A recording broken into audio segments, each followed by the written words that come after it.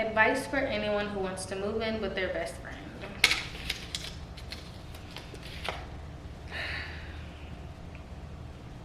One, does this person pay their bills on time? That is the key. I'm not waiting. That's the number one reason why I allow. Do they pay their bills on time? Because if you calling me saying, "Man, Fred,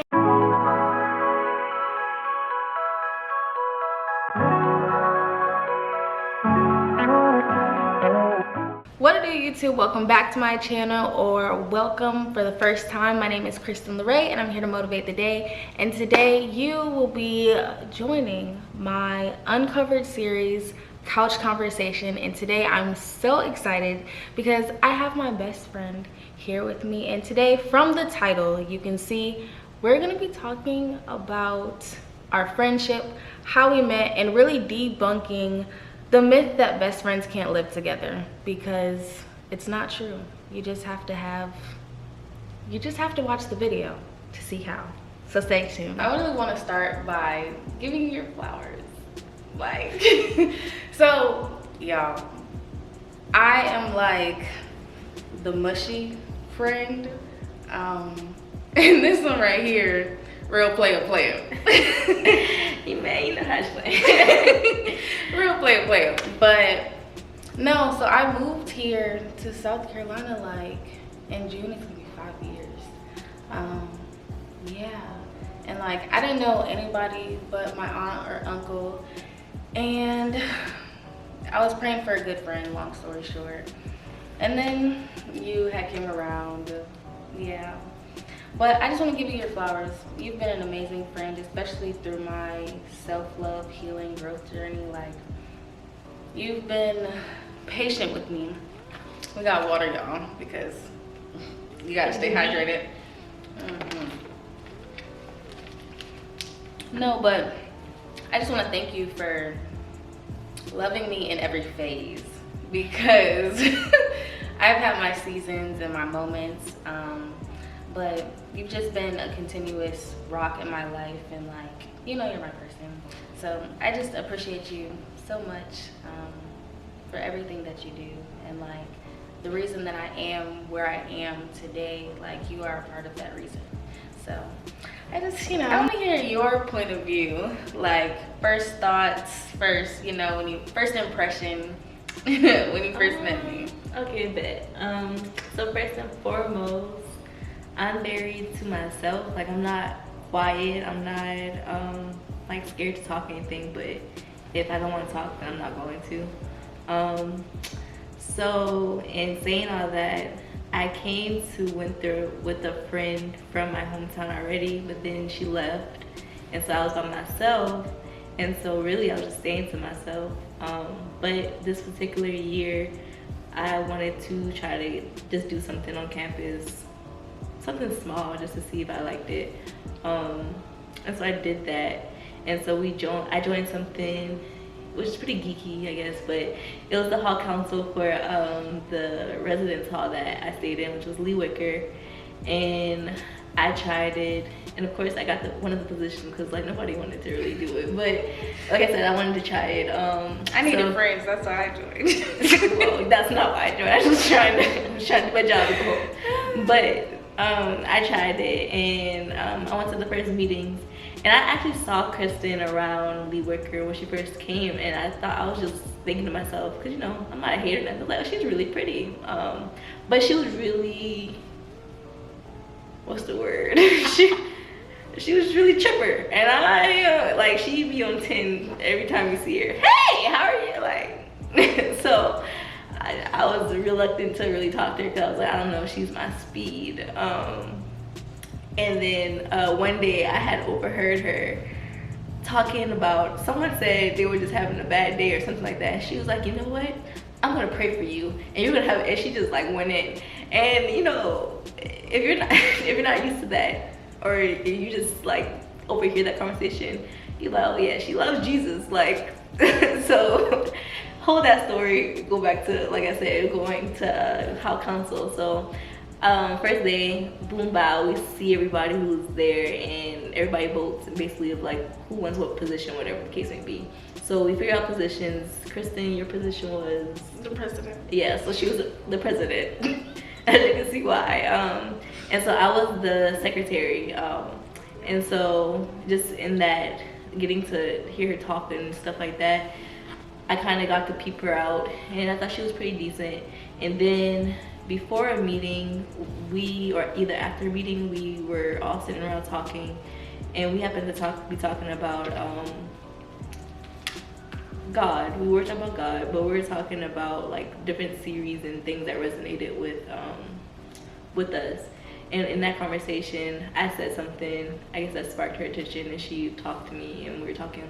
And I figured out she was pretty cool. And that's kind of how we started our relationship.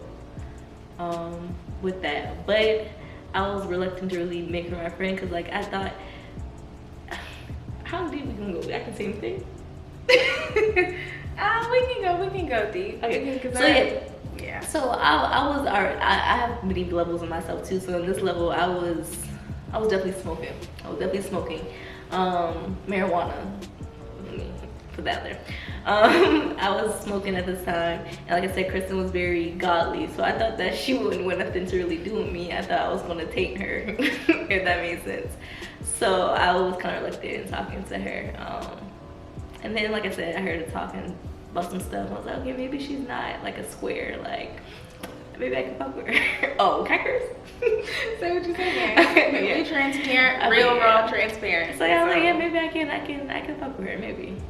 So yeah, that was what I was feeling. Yeah. No, I mean, my spiel, basically, we met during hall council.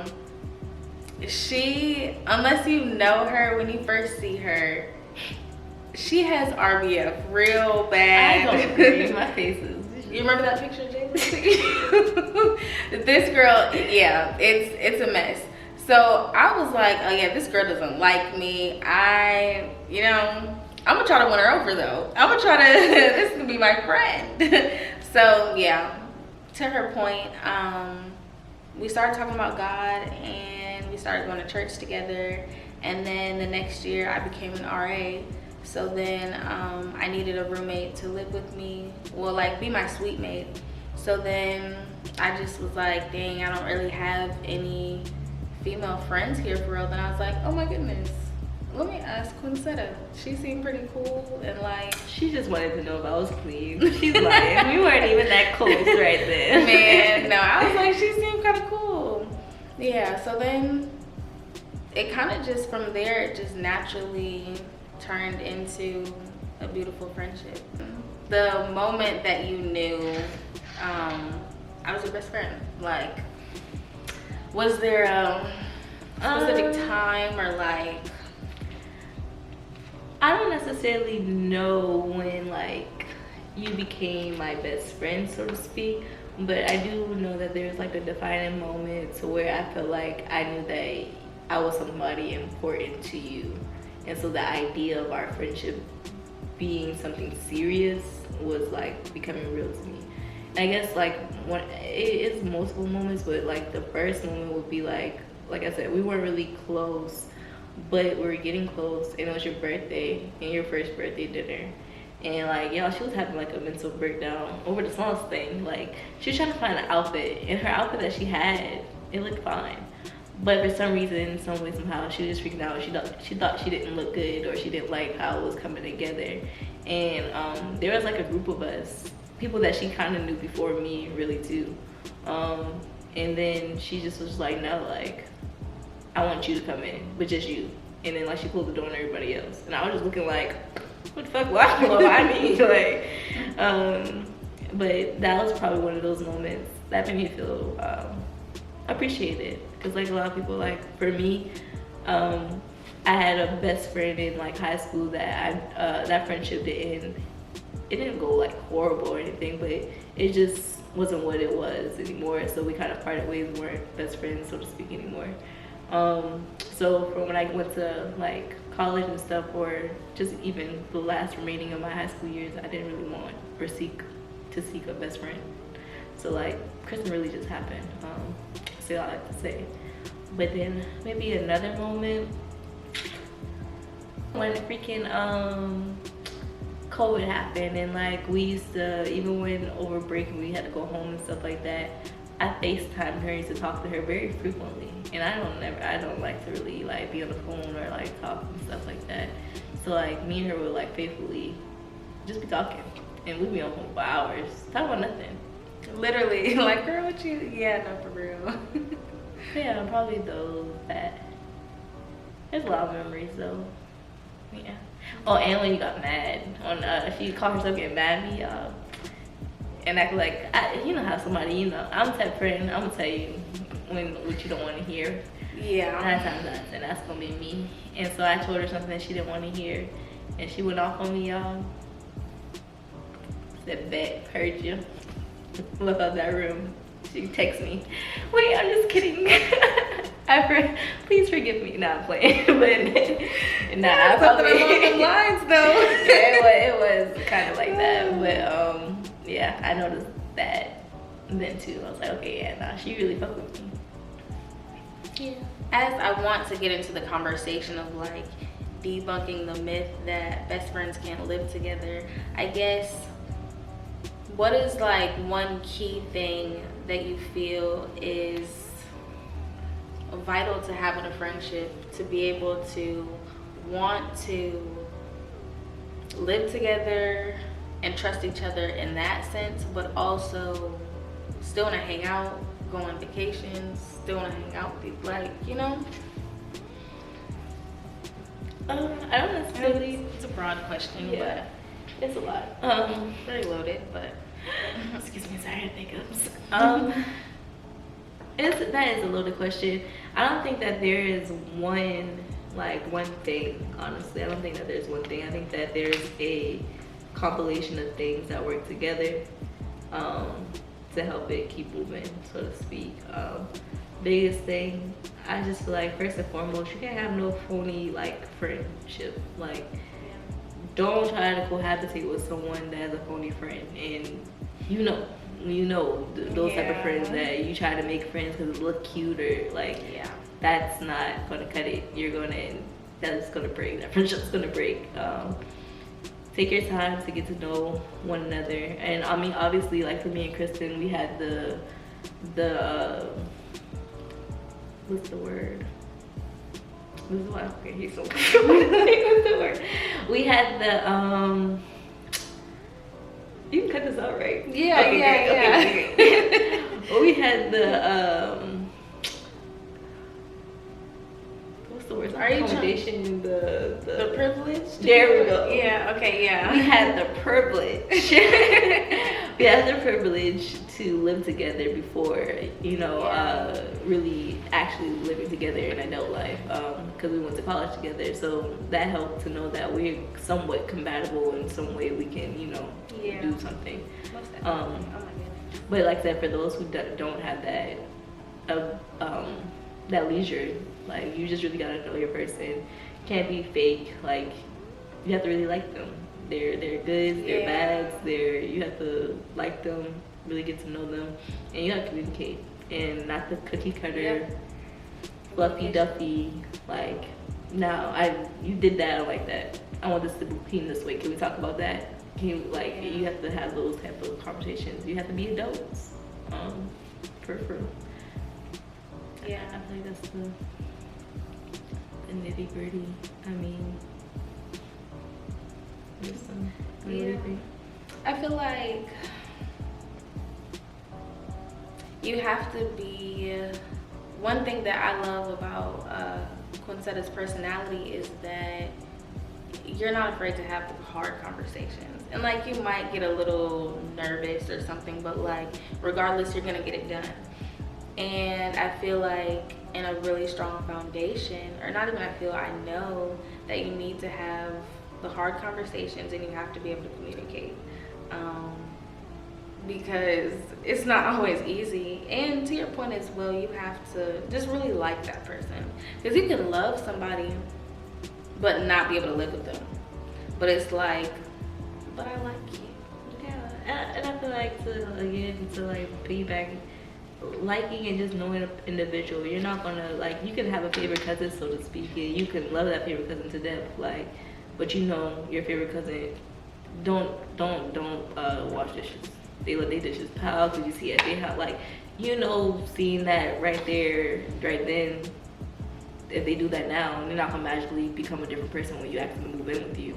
Yeah. So like, if that's not something you're willing to compromise, or you know you're not gonna pick up that extra slack in the fact that they don't want to wash dishes, then don't move that. It's a give and a take. You're not gonna get everything perfect. Cause like for me, I'm a very like, I can be OCD.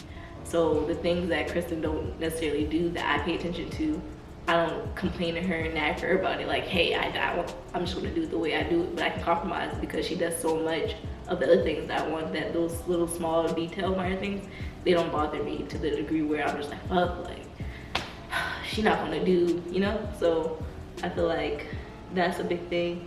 And then also like, even with those hard conversations, you have to know that the person that you're living with, if they say something to you, it's not because they hate you and they just want to ruin your day. It's like, it's coming with love. So even if it seems like harsh or it's not pleasing to your ears, it's coming with love, and you have to know that, or you have to believe that in your heart. What's one of the biggest lessons that you've learned in our 5 years? Just like about the friendship in general, or like about you in specific? The friendship in general. That it's not gonna be, well, I guess it's just a thing that I learned about life. Like, life has its tides, it's up, it's down, it's up, it's down. Yeah. So expecting something to be a way every single day is like very unrealistic, and a lot of times it's gonna let you down because that's not it. And just being an adult, you realize that your mood is not gonna always be 100%. So how could you really expect someone else's to reflect the same?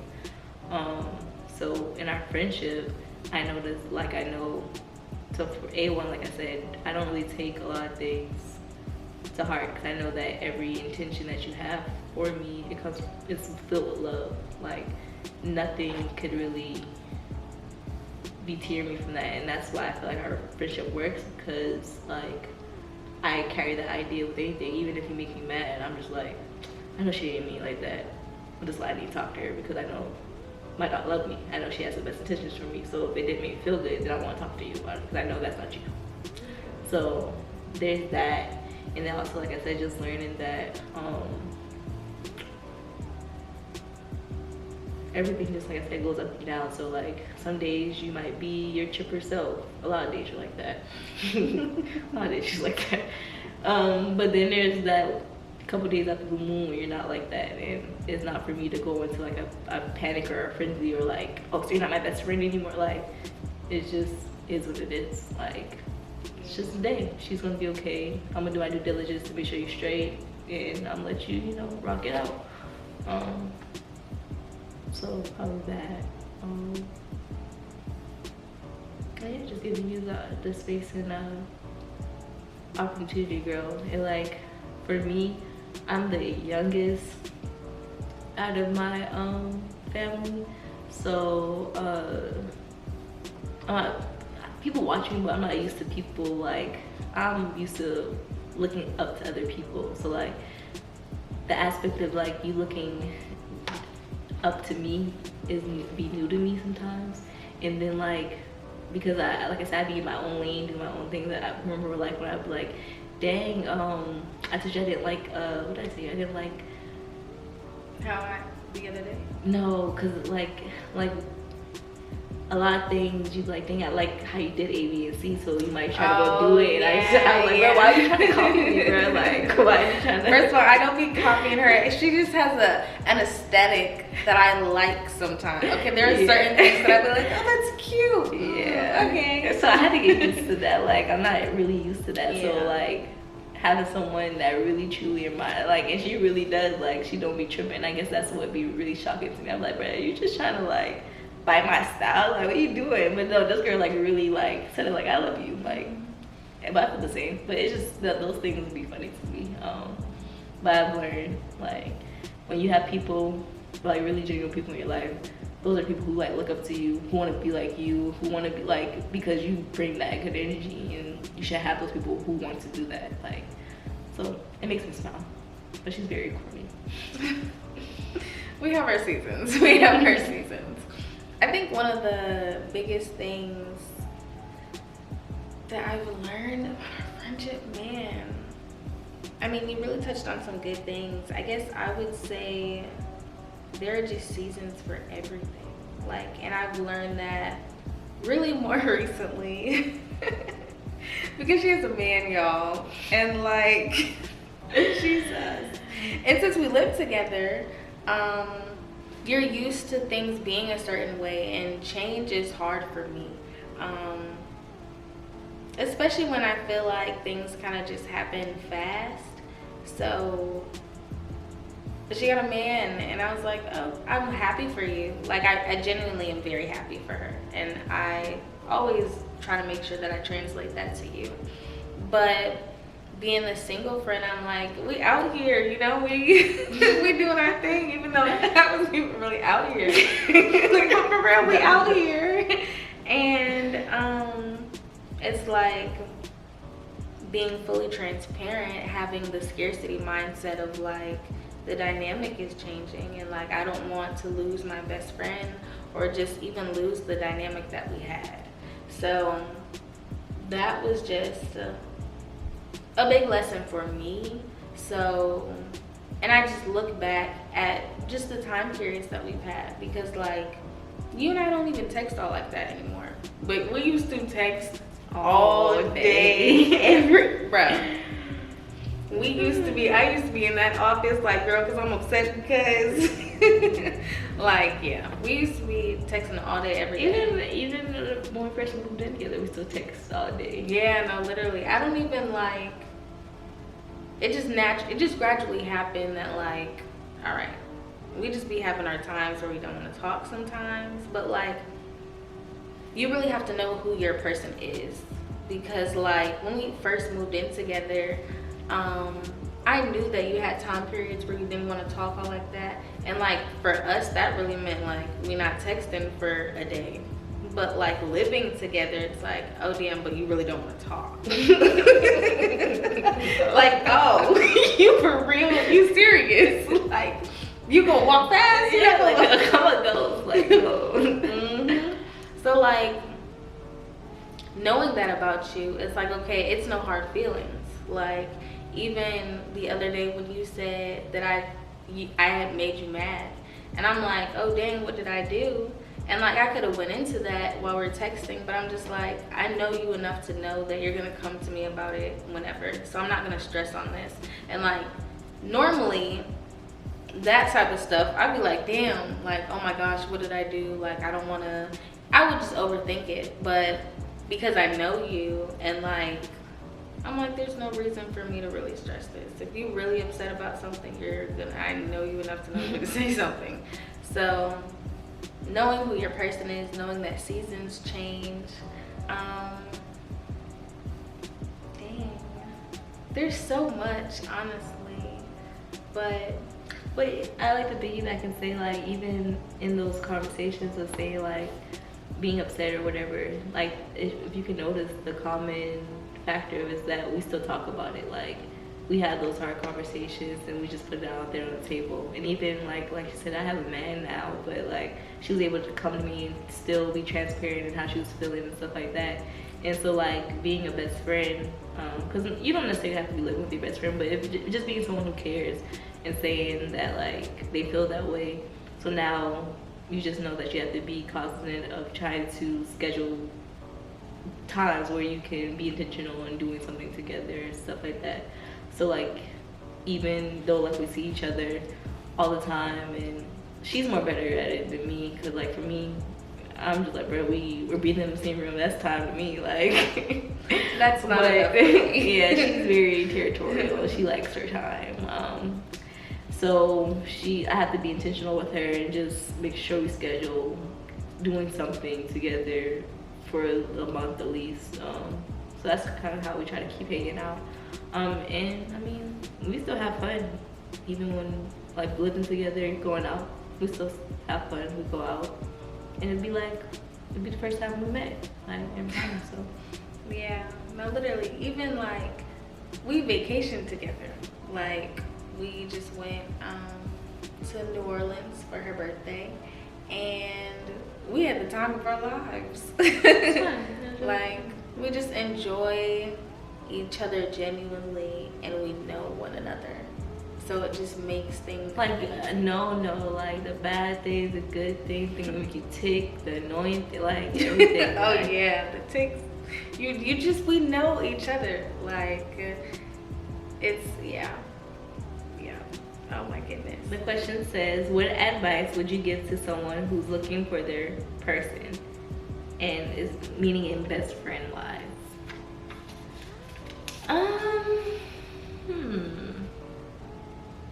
Don't look. Is my